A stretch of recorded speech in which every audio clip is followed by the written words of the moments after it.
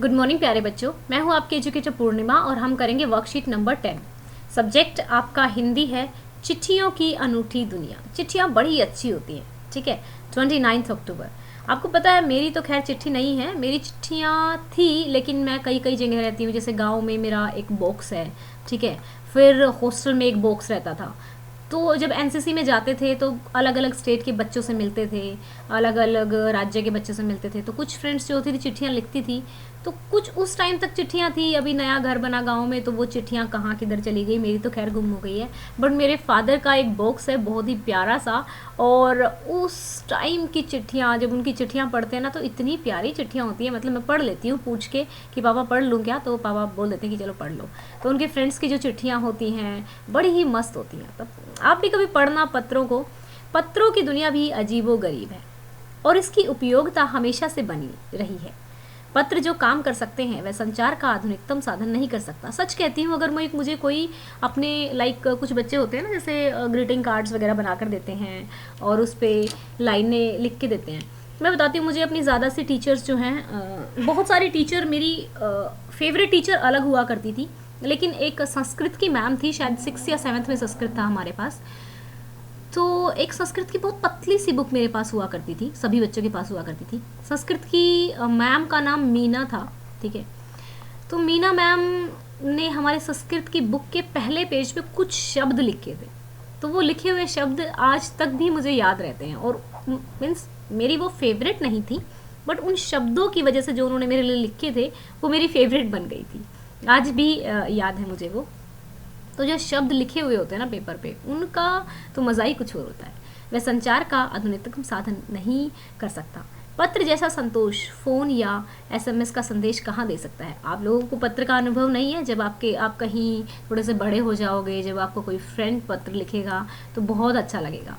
पत्र का एक नया सिलसिला शुरू करते हैं। राजनीति, साहित्य, कला के क्षेत्रों में तमाम विवाद और नई घटनाओं की जड़ भी पत्र ही होते हैं। दुनिया का तमाम साहित्य पत्रों पर केंद्रित है और मानव सभ्यता के विकास में इन पत्रों ने अनूठी भूमिका निभाई है।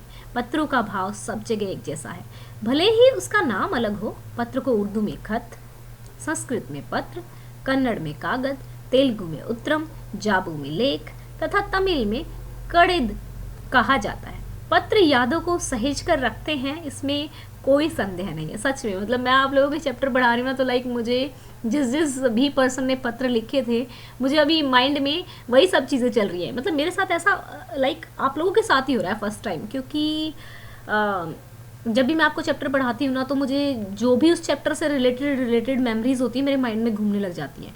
सेम इसी तरीके से जैसे एनसीसी में जब हम फ्रेंड्स थे तो वहाँ से ही ज़्यादा पत्र आते थे। हर एक की अपनी पत्र लेखन कला और हर एक के पत्रों का अपना दायरा। दुनिया भर में रोज़ करोड़ों पत्र एक दूसरे को तलाशते तमाम ठिकानों तक पहुंचते हैं। भारत में ही रोज़ 4.5 करोड़ चिट्ठियां डाक में डाली जाती हैं, जो साबित करती है पत्र कितनी अहमियत रखते हैं। मतलब एक अलग सी खुशी होती है। अभी भी डाकिया अगर मान लो कोई बुक भी लेकर आता है ना, तो भी एक अलग सा एहसास रहता है।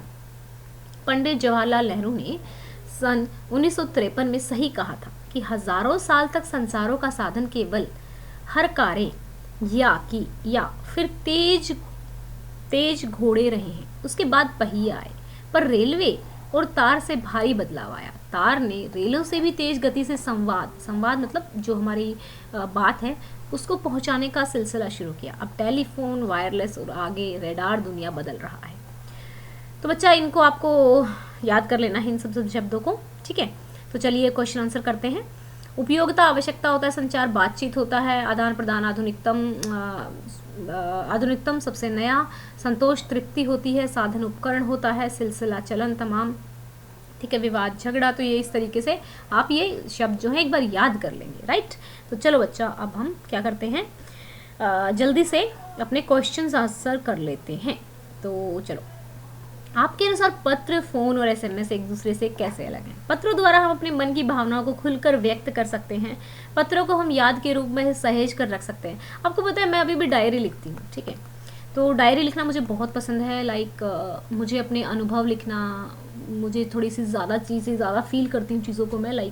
छोटी छोटी चीज़ें, कोई पक्षी को देखा, कुछ एक्टिविटी कर रहा है तो उसके एहसास को देखा, तो डायरी भी अगर मैं दो तरीके से डायरी लिखती हूँ, लाइक कई बार लैपटॉप पे, most of the time laptop या फ़ोन एक ही बात है, क्योंकि मैं मोबाइल पे लिखती हूँ तो लैपटॉप पे खुद ही अपडेट हो जाता है, लाइक मेल में अपडेटेड रहता है। एंड देन डायरी लिखती हूँ मैं, तो डायरी अगर मैं जो मेरी बुक वाली डायरी है, यानी कि एक डायरी एग्जैक्ट हार्ड कॉपी वाली डायरी है, तो उसमें लिखने का ही मज़ा कुछ और होता है। जो मैं लैपटॉप पे मोबाइल पे लिखती हूँ वो एहसास वहाँ पर नहीं आ पाता जो मैं बुक में लिखती हूँ। तो मे बी शायद आप कभी थोड़े बड़े हो जाओ तो आपको थोड़ा इसका डिफरेंस पता लगेगा कि दोनों में डिफरेंस क्या होता है। अभी तो छोटे हो, मोबाइल फ़ोन ज़्यादा आप लोगों को अच्छा लगता है बजाया कि क्योंकि जो मैं बोल रही हूँ हो सकता है आप अभी नहीं समझ पाओगे। क्यों? क्योंकि अभी आप छोटे हो, आपको मोबाइल फ़ोन ज़्यादा अच्छा लगता है ना। थोड़े से बड़े हो जाओगे तो जो मैं आज चीज़ें आपको बता रही हूँ तो इनका मतलब आपको समझ में आएगा। तो चलो, पत्र द्वारा हम अपने मन की भावनाओं को खुलकर व्यक्त कर सकते हैं। पत्रों को हम यादों के रूप में सहेज कर रख सकते हैं। फ़ोन और एसएमएस की गति बहुत तेज़ होती है, इनके द्वारा हम कुछ ही समय में अपना संदेश दूसरों तक पहुंचा सकते हैं। फ़ोन द्वारा हम बोलकर एक दूसरे के संवाद कर सकते हैं। एसएमएस द्वारा ज़रूरी बातों को संक्षिप्त छोटे रूप में व्यक्त कर सकते हैं। ठीक है बच्चा, बड़ा ही अच्छा चैप्टर है। I am feeling happy, like अभी तक मेरे को थोड़ा सा सुबह सुबह उठे थे तो इतना एनर्जेटिक नहीं फील हो रहा था। आई डोंट नो, पत्र का सुन के मैं थोड़ा एनर्जेटिक फील कर रही हूँ। पत्र कई तरह से महत्वपूर्ण भूमिका निभाते हैं।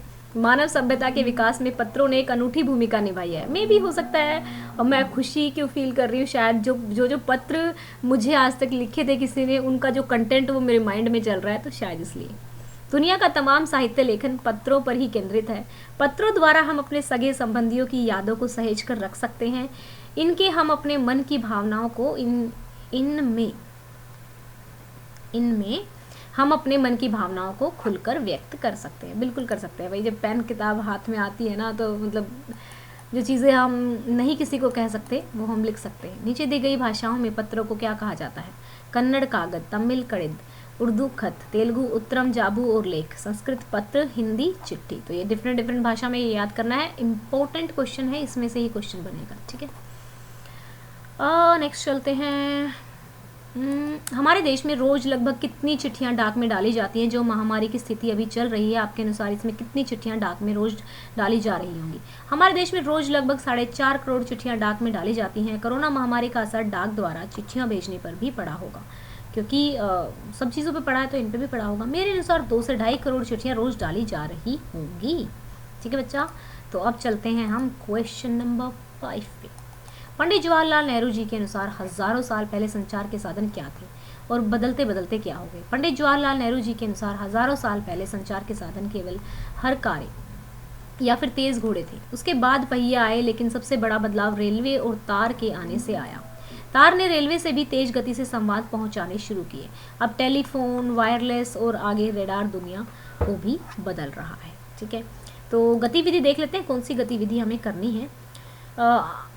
अनूठी का अर्थ निराला या विशेष रूप से सबसे अलग। अब जिस प्रकार चिट्ठियों की दुनिया अनूठी है, उसी प्रकार आपके जीवन में या आसपास क्या क्या अनूठा है, उसे एक पिटारे में सहेज कर दिखाइए।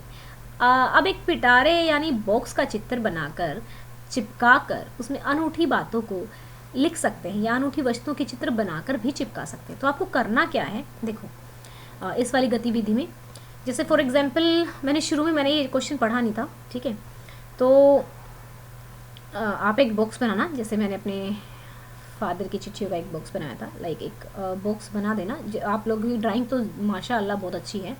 ठीक है, तो ऐसे एक बॉक्स बना लेना। ठीक है, एंड उसमें आपका जो भी पिटारा हो। जब मैं हॉस्टल में गई थी तब तो मेरे पास था एक पिटारा, जब मैं 11th क्लास में गई थी फर्स्ट टाइम हॉस्टल में मैं, तो तब तो था, अब तो नहीं है। आप अपना पेंट वेंट कर देना उस पर, जो भी आपको पेंट करना हो।